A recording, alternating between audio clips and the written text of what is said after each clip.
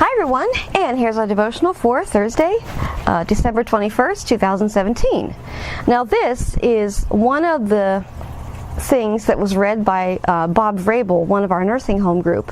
And I love it every year at Christmas because he's always got these great stories and these great things to read, and I like this one. We'll get to my favorite one in a couple days, but this was really cool, and often I record his readings and I write them out if they're really good, like this one. So here we go. This is the birth of Jesus. What's it called? Let's see. Birth of Jesus, questions and signs. So here we go. We have two questions to ponder carefully. Why Bethlehem Ephratah, little among the thousands of Judah? It was just a small Galilean village. Why shepherds? Shepherds were not the gentle, smooth-skinned, soft-spoken fellows pictured on Hallmark greeting cards, manger scenes, and in some plays.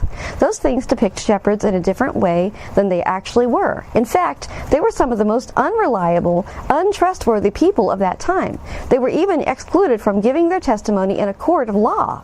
Why the manger, an animal feeding trough, in usually a dirty, smelly waste-littered cave or stall? The manger, however, was a better alternative than the floor of the stall or cave would be. Why lying in a manger? The sign for shepherds so they could find the baby. Now, there may have been some babies born on that same day who were wrapped in clothes, but how many would have been lying in a manger? No self-respecting mom who had other alternatives would put her baby in a manger, a feeding trough. The baby lying in a manger was also a sign from Mary and Joseph. The shepherds came and told Mary and Joseph that the angel said that the Messiah would be lying in a manger.